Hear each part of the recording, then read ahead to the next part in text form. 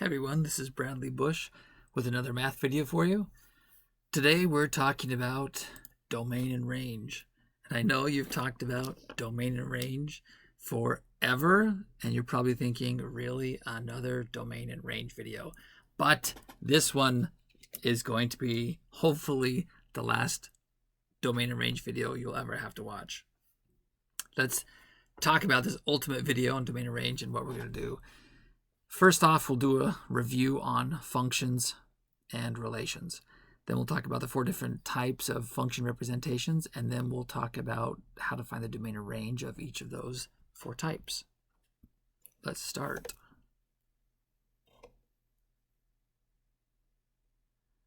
All right. Definition of a relation. A relation is just any set of ordered pairs. So when I say ordered pairs, that just means there's a first element and there's a second element. And that's really it. The elements don't have to be related. They don't have to be connected at all. And the domain is the set of all first elements, and the range is the set of all second elements. So down here I have a relation because I have 3 sets of ordered pairs. And if we were going to look at the domain and the range, we would see that the domain was just the list of all of the first elements, 0, 3, and 6, and the range was the list of these second elements, 1, 4, and -1. So not too shabby. Definition of a function. So a function is a relation without repeating first elements. So let's take a look at this Venn diagram right here. The purple that I just circled in yellow, that represents all of the relations that exist. So of all of these relations that exist, some of them have special characteristics and can be considered functions. So, because the function circle is inside the relation circle, that means all functions are relations, but not all relations are functions. Meaning there's some relations over here, and over here, and over here that are relations, but they're not considered functions because they don't meet the criteria of not having repeated first elements or repeated inputs. So functions are relations that don't have repeating inputs.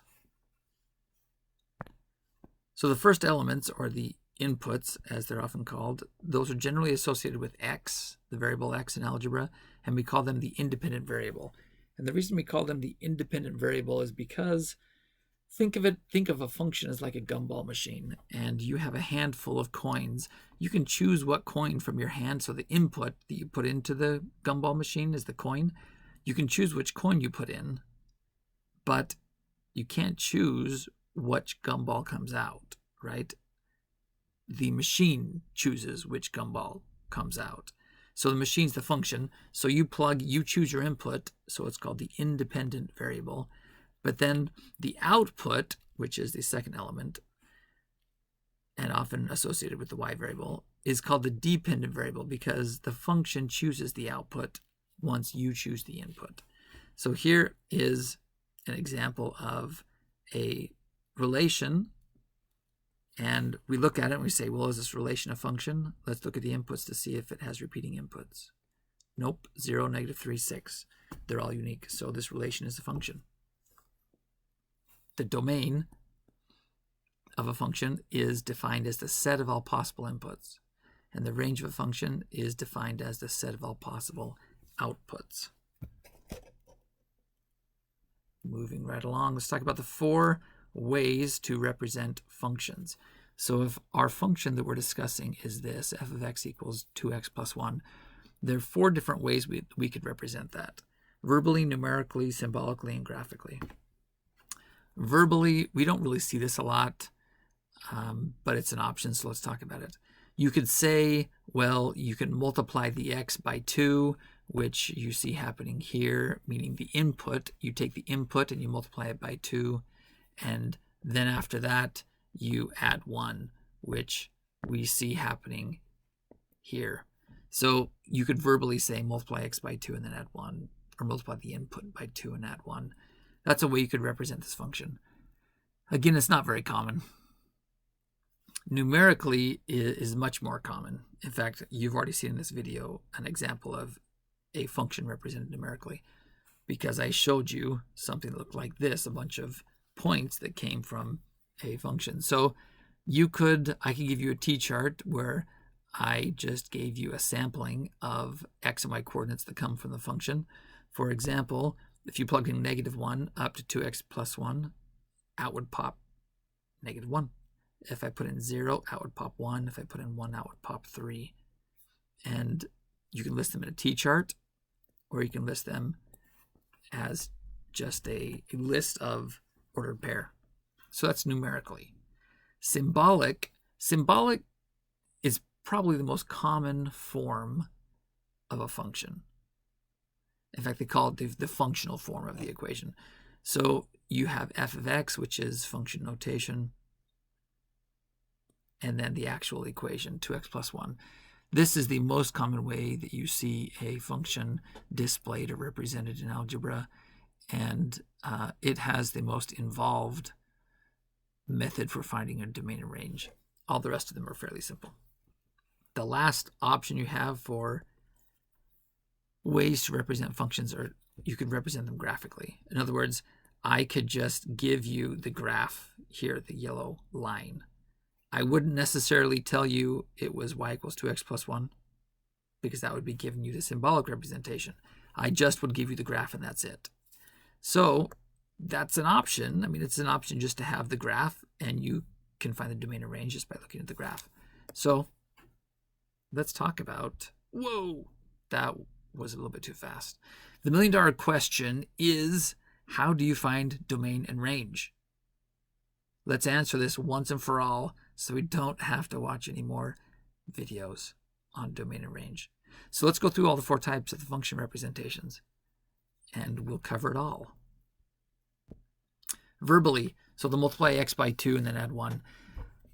This doesn't happen very often, and the easiest way to find the domain and range is simply to rewrite this as a symbolic representation, meaning change it and say f of x equals 2x plus 1, and then use the steps below for finding the domain and range of a symbolically represented function. So verbally taken care of. Numerically, our next one. If we're given a bunch of ordered pairs, and here is our function here that we'll be dealing with in our example, let's check to make sure first it's a function. 2, 0, -4, no repeating inputs, so that's good. Now, literally all we do for the domain, again, is the list of all possible inputs, and if our function is only defined as 3 specific points or ordered pairs, then we just write down what all of the options are for inputs, and that's 0, 2, and -4. So let's write down 0, 2, and -4. So what are our options for the range? 1, 3, and 6. So let's write those down. The range 6. So if you have a function that's only defined by 3 points, then you literally can enumerate or list all of the options for the domain and all the options for the range. If you are given a symbolic function, then your inputs are infinite and your outputs are infinite. So it's a little harder to say, I can list all these all, because I don't know if you have ever tried listing an infinite number of things, but it's kind of hard. It would take a really, really long time. So we usually use intervals to describe domain and range if we're dealing with the functional form or the symbolic form. But here numerically, it's pretty easy. They give you a list.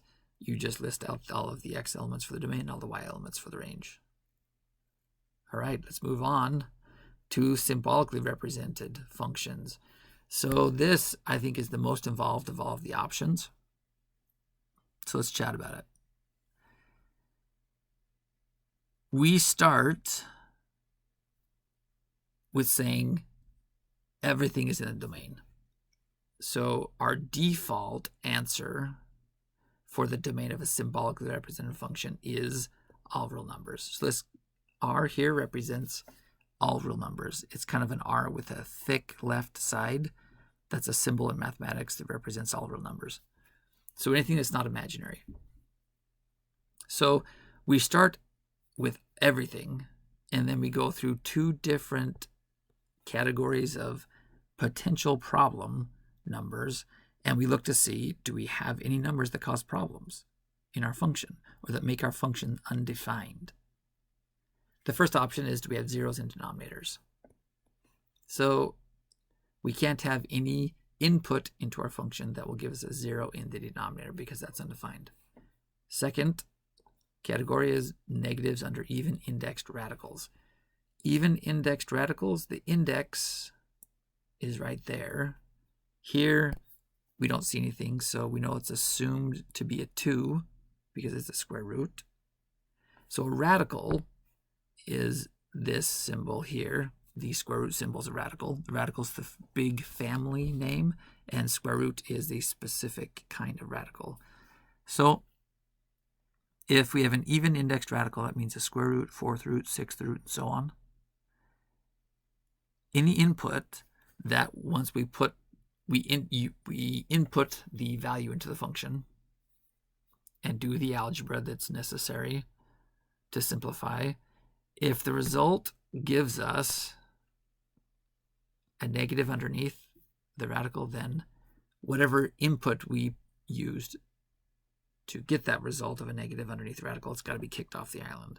So we're voting off the island, the domain island, any input that causes problem in these two areas, zeros in denominators or negatives under even indexed radicals.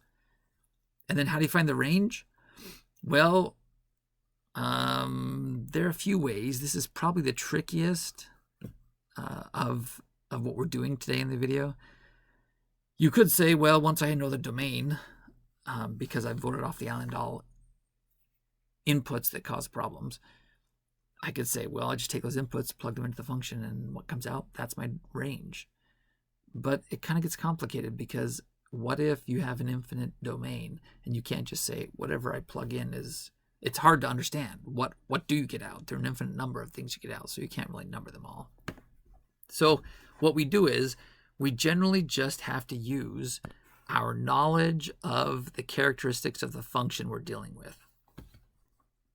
Meaning, if we have a parabola, we know that a parabola has a U shape. So we know that we won't go any lower than this point right here. So we use the characteristics of the function we're dealing with to give us a feel for what the possibilities for the range are. So let's do an example.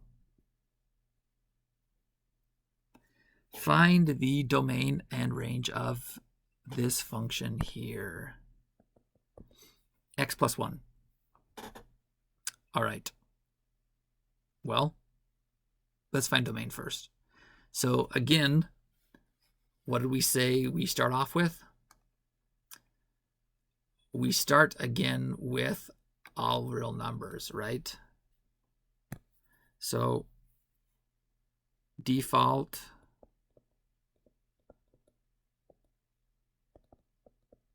everything. So we start with all real numbers. Then we check each of those two problem areas. The two problem areas were, the first problem area was zeros in denominators. Do we have any fractions in our problem? We don't. We have the square root of x plus 1.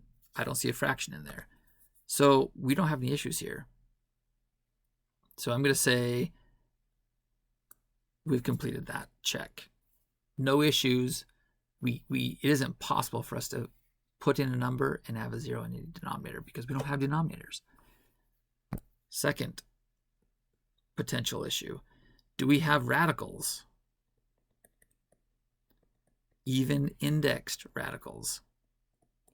And that answer is yes, we do. We have a square root, which is an even indexed radical. So we do have this. We need to check to make sure we know which numbers we can plug in to not make that negative. So what we end up doing is, well, we take what's inside here, and we say, we know that we only want inputs that make this quantity x plus 1 bigger than or equal to 0. Because we can have 0 in there, that's totally fine. And we can have anything positive, but we can't have negatives. So all we have to do is solve this inequality here, and we have found what our domain is. So -1 on both sides, we're just solving for x here. That gives us x greater than or equal to -1. There we go. That is our domain. So it's not all real numbers. It's only any x value that's bigger than or equal to -1. And just to verify, I think this is kind of a good exercise. Let's test. If we're testing, we just said anything that is bigger than or equal to -1 is okay to plug in. So let's test. What is something bigger than or equal to -1? Let's test 0. Oh, let me put that down lower. X equals 0. What do we get out of our function? Square root of 0 plus 1 equals square root of 1, which is 1. Perfect. Did we have a negative underneath our radical there? Nope. So that worked. 0 was bigger than -1. We plugged it in, and it worked. Everything was great. Let's try a different one. Let's try -1. See what we get. Square root of -1 plus 1 equals square root of 0 equals 0. That also is fine because underneath the radical, we just got 0. That's a valid thing. We just can't be negative. Let's try something now that's in an area that we think we might have a problem with. So we say that x has to be bigger than or equal to -1. Let's pick something that's smaller than -1. Let's pick -2. That's not in this group that we said was the domain. So we should have an issue, right? So let's check. Square root of -1. Nope. I meant -2 plus 1. That gives me the square root of -1. Oh, we have an issue. We now have a negative underneath the radical. So our domain is accurate. We just verified. We found it algebraically, and then we picked some points to verify that we weren't crazy. So our domain then is any x that is bigger than or equal to -1.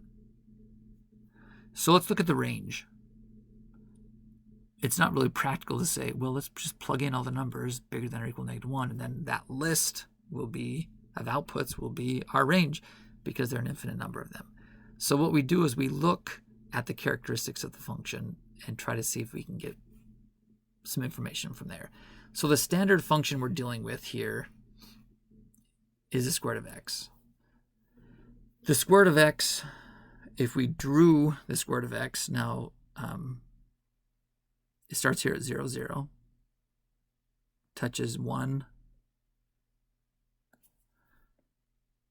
touches 4, 1, or sorry, 4, 2, touches one more spot there before our little graph ends, and it keeps going. It slowly goes up as it goes left and right forever, but it doesn't ever go below 0 or to the left of the y-axis. Okay, well, how is the square root of x plus 1 different from the square root of x? We can look at it and we can say, hey, check out this plus 1. We know from our transformations in algebra that moves it 1 unit to the left. It doesn't change the shape at all or the behavior of the function. It just moves it, like you pick it up, move it over, plop it back down. 1 unit to the left. So if we do that 1 unit to the left, then we've got, starts at -1, 0, goes to the point 0, 1, comes up, crosses at 3, 1, and then keeps slowly going up as it goes right. So we can see there we know from the characteristics of this function that the range, meaning how far it goes up and down, it's never going to go below y equals 0. It'll touch y equals 0 right here at the x-axis, but it never goes below. So what is our range? Well, our range then is 0 to infinity. And we include 0 because it touches 0 here at the x-axis, but we don't include infinity because infinity is not a number. It's an idea of increasing forever. So there we go. The range is 0 to infinity. So the domain is anything bigger than or equal to -1, which we can see from our graph, by the way. Check that out. Here's -1, and we can see that the graph exists for anything x equals -1 and positive. And for the up and down, we can see it stops here and goes up. So there you go. We found the domain or range of square root of x plus 1. We've almost finished.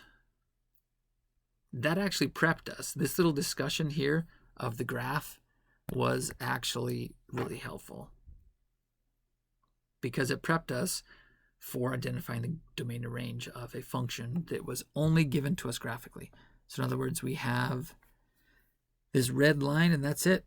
No one tells us what the functional form is. We just have the graph. Well, how do you find the domain or range in that case? And this is how you do it. You really just have to check left, right, up, down. That kind of sounds like the up, up, down, down, left, right, BA start. You know, the cheat code. I think it was Contra. Wow, that really dates me. Anyway, left, right. Domain is just how far do we go to the right? How far does the function go to the left? Because those are the inputs, right? The x represents the inputs. So we just look at the graph and say, the graph of this function, how far does it go right? How far does it go left? The leftmost point will be in the first element spot in this. This is called interval notation. So in interval notation, this doesn't represent a point. This represents an interval of numbers. So, in other words, let me give you an example. -2 less than or equal to x less than or equal to 5. So any x, actually let's make this just less than. Any x bigger than or equal to -2 but less than 5. That is a way to express it using inequalities. But if we wanted to use interval notation, then we would say -2 is the leftmost spot and 5 is the rightmost spot. We include -2 because we have a square bracket. We don't include 5 because we have a parenthesis. So parentheses don't include the endpoints. Square brackets do include the endpoints. And in interval notation, we just represent an interval by its endpoints, left endpoint and right endpoint. So the left endpoint on our domain, again, down here that I'm highlighting in yellow looks like it's about 1.1. So let's write 1.1. The right endpoint looks like it's 1, 2, 3, 4, 5, 6, 6.5 maybe. So approximately those two. Do we include the left-right endpoints? The left endpoint, we do include it because there is a closed circle. Closed circle means we include. Open circle means we do not include. So the parenthesis stays on the right, but the left side has to be changed to a bracket because we're including the 1.1 in the inputs. All right, let's look at the range. In the range, we look up, down. So if we're looking up and down, then how far does the function go up? How far down does the function go? So you can see here, that's the highest point. Is this point included? It is included, so we're going to have a bracket. And this point is 1, 2, 3, 4, between 4 and 5, we'll say 4.8 maybe. And we include it, so it's going to have a square bracket. How about the lowest point? Looks like the lowest point is right over here. And we include that as well. That lowest point is just above 1, so we'll call it maybe 1.2, I don't know, 1.1. Again, we're just guessing, right? We're estimating. We'll call it, well, that's a terrible 1.1. That's a little bit better, not much. Do we include that? We do, so that means we've got to change this parenthesis to a square bracket itself. So what do we have as the domain and range then? Well, let's write it out. The domain is any x value in the interval from 1.1 to 6.5. We include 1.1, but we don't include 6.5. The range is any y value in the interval from, holy moly, I just made a mistake. What's wrong with my issue there? Or what's wrong with my range? Someone should be screaming in their bedroom right now watching this video. I switched my left and right endpoints because the highest point should be the left and the, oh, I just said it wrong again. The highest point should be the right and the lowest point should be the left. So this goes from 1.1 to 4.8. And they're both square bracketed. So the numbers always go high. For some reason, the math gods really want me to mess this up. This always is the lowest number, and this is always the highest number. So let's reverse these two, just so all of you can stop screaming. 1.1 to 4.8. Awesome. That's it. We're done. You have finished the last domain and range video you'll ever have to watch, unless, of course, I confuse the bejeebies out of you with that mistake at the end. Well, enjoy. Thanks for watching. Hope you guys have a great day.